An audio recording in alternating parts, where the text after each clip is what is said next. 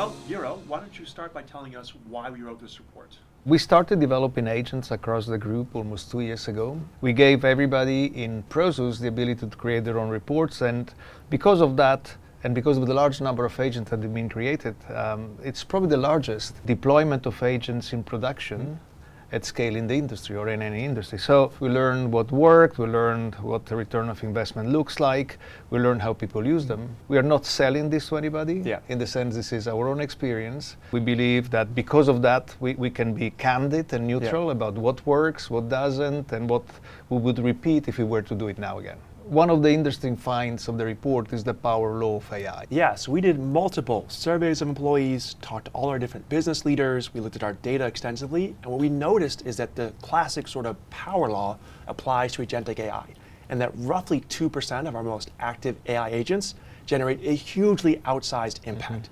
And in the report, we include this chart that shows the number of employees using each agent by the number of requests, and you can see that power law effect in a visualized chart.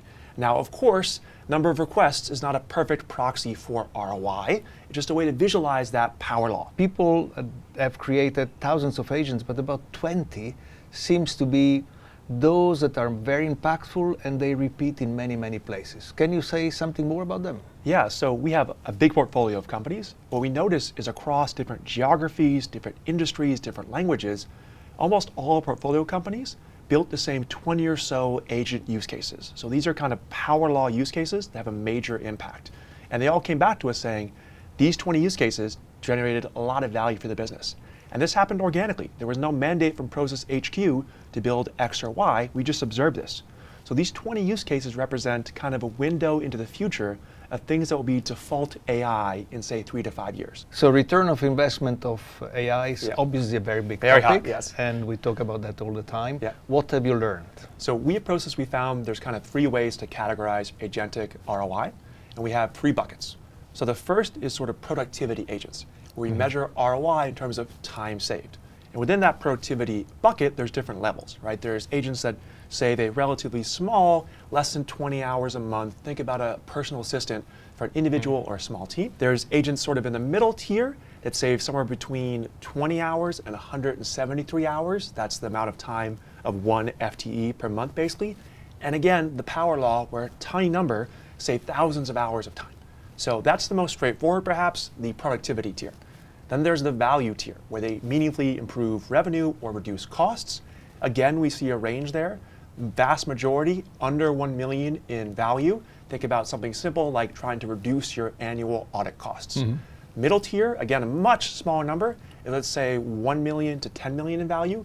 An example of that would be one of our portfolio companies created a very specialized AI agent that can talk to you about your vacation rental. So you're asking about, can I book this place and still work at a desk with good Wi-Fi? It can answer super niche questions.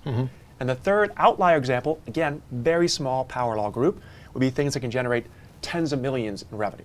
An example of that would be one of our portfolio companies used AI to build a new third-party marketplace. So the value of each individual affiliate partner is too low for it to make sense for an actual human to onboard someone, but they can use agents to do that, and they estimate that generated 83 million in revenue. There's still a lot of AI use cases that are very hard to assess.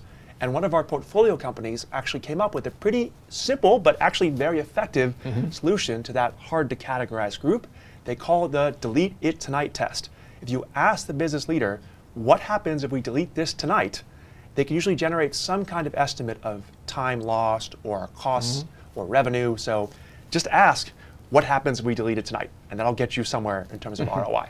Why don't you tell us, Euro, about how we got our employees to actually use AI and get to 50,000 AI agents?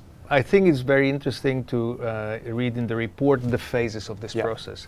Initially, how do you start? How do you get the right technology to make sure that it does something useful in the hands of people? The second one, how do you stimulate adoption? So how you start this exponential, so you actually push everybody from early adopters and bring everybody along. And then you have the third phase, that one that happened, how do you bring everybody along in the corporation? And there it has to have, let's say, it has scale, you need education, you need a variety of tools.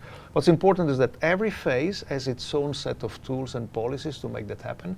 And we find that sequencing all these tools over time is what makes the difference. I think the report does a pretty good job illustrating the specifics. Just a final thought, Euro. If your organization is starting this agentic journey tomorrow, what would you recommend? So we learned over 2 years that it's important to educate everybody, and then at the end of this process there is a subset of agents that are really powerful.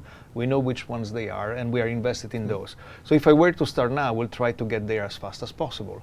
And I hope the report is going to help everybody that reads identify which category of agents are more promising, and to start by developing those and making sure that we give everybody in the organization the tools to get to that point.